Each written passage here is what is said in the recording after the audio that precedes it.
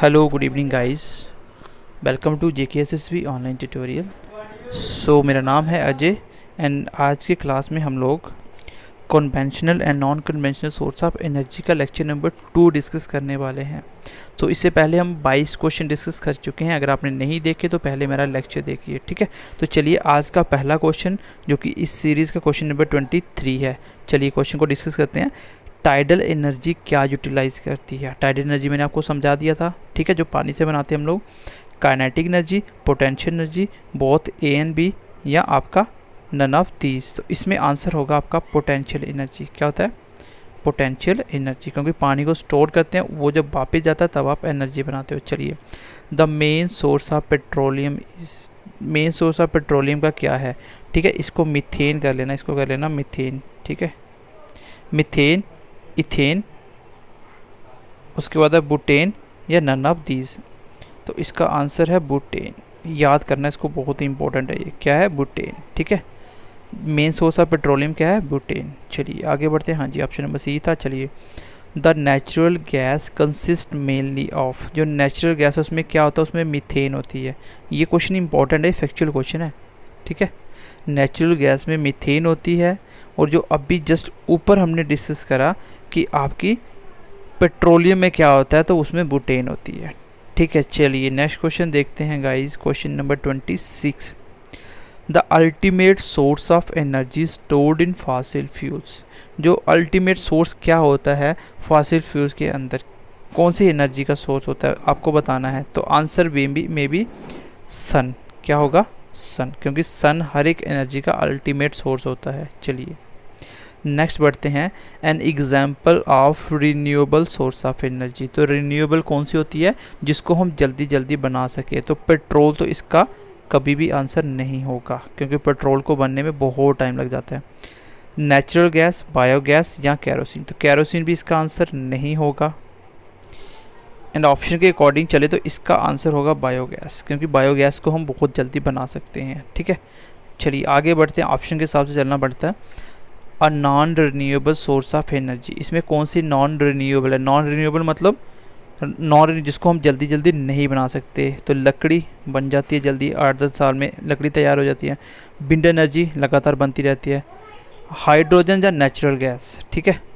Natural gas इस question का answer होगा। इसको हम लोग जल्दी नहीं बना सकते, ठीक है, इसको हम जल्दी नहीं बना सकते। Non renewable source of energy पूछा था। चलिए नेक्स्ट क्वेश्चन बढ़ते हैं आगे गाइस। क्वेश्चन नंबर नेक्स्ट देखिए।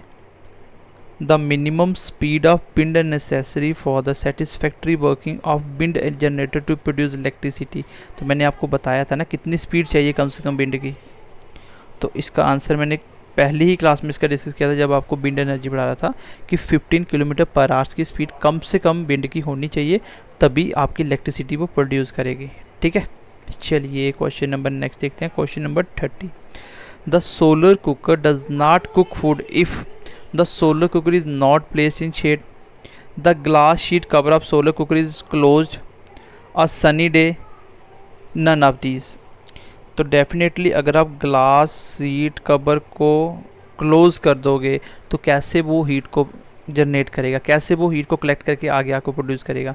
तो इसका आंसर होगा बी पार्ट, ठीक है।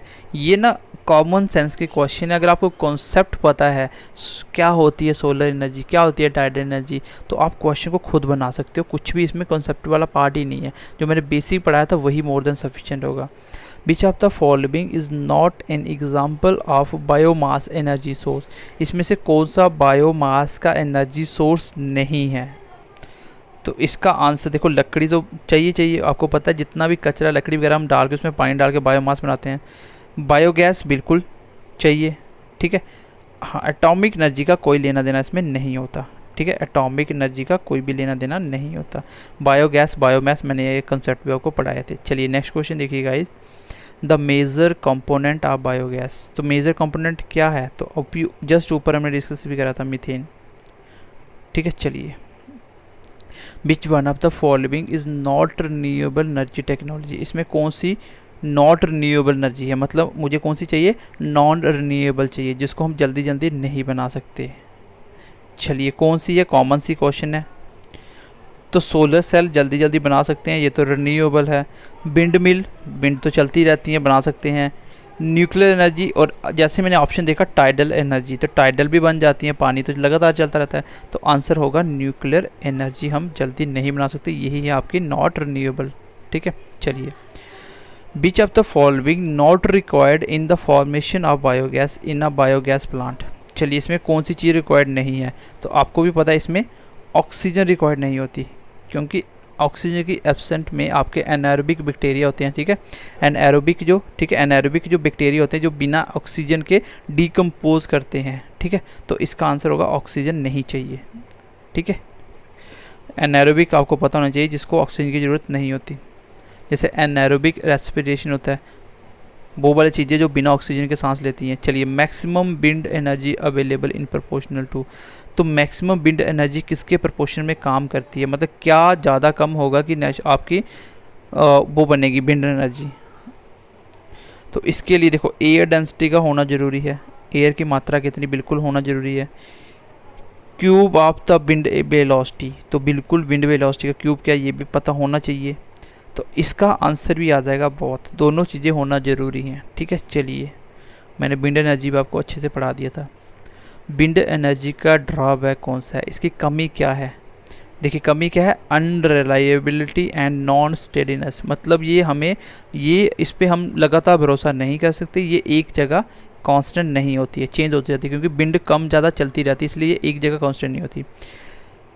अब देखो, ये ऑप्शन में मुझे डाउट है कि क्या वो इफ़ेक्ट करेगी वाइल्ड लाइफ में। चलो, फिलहाल मुझे पता है कि जब करेगी नहीं पता, मैं आगे बढ़ा। नेक्स्ट मैंने देखा कि आउटपुट है, तो इस ऑप्शन को मैंने जैसे ही देखा, output voltage and frequency fluctuation, मैंने बताया था ना ये फ्लक्चुएशन करता रहता है, क्योंकि हवा कम ज़्यादा होने से कम ज़्यादा वोल्टेज देता है। तो दो ऑप्शन तो मेरे सही हो गए, तीसरा मुझे नहीं पता था, तो भी मेरा आंसर कितना आ गया, ऑल ऑफ द अबव मेरा आंसर आ गया, क्योंकि दो ऑप्शन का कोई ऑप्शन नहीं था। ठीक है, चलिए। Which type of generator is employed in the wind power plant, तो आपको पता है कि जो आपके टरबाइन घूमती हैं, तो टरबाइन के अंदर पीछे क्या कनेक्ट किया जाता है, जनरेटर, जिसके घूमने से इलेक्ट्रिसिटी प्रोड्यूस होती है, तो उसको बोलते हैं इंडक्शन जनरेटर। आपकी इलेक्ट्रिसिटी किससे प्रोड्यूस होती है, इंडक्शन जनरेटर से। चलिए, which energy account for largest share in the renewable energy basket of India, तो इंडिया में सबसे ज़्यादा एनर्जी रिन्यूएबल एनर्जी है वो कौन सी है, विंड एनर्जी है, न्यूक्लियर है, हाइडल है या सोलर है, तो इसका आंसर है हाइडल। ठीक है, हाइडल एनर्जी इसका आंसर है। चलिए, beam radiation is measured with, जो बीम रेडिएशन होते हैं, जो हीट वगैरह आती है, उसको किससे मेजर करते हैं, तो आपके सामने आंसर आ चुका है, तो आंसर है पायरहेलियोमीटर। तो यहाँ पे वर्ड P/R पायर लग जाए, इसका मतलब होता है हीट से, आग से, और रेडिएशन भी मतलब बात हो रही है हीट की, रेडिएशन जो इंफ्रारेड रेज आती हैं। ठीक है, इंफ्रारेड रेज आती हैं। आगे देखो, फैक्चुअल क्वेश्चन आपने पढ़ भी लिया है, which is added to LPG to detect leakage, तो ये आपने पहले ही पढ़ लिया है, इथाइल मरकैप्टन। आगे देखिए, speed of wind is measured in, तो किस में मेजर की जाती है, तो इसका आंसर है एनीमोमीटर। तो आई होप आपने आज की क्लास से काफ़ी कुछ सीखा होगा, और आपको कन्वेंशनल और non conventional source of energy से एक आइडिया मिल गया होगा कि क्वेश्चन किस प्रकार एग्जाम में पूछे गए हैं, कैसे पूछे जा सकते हैं।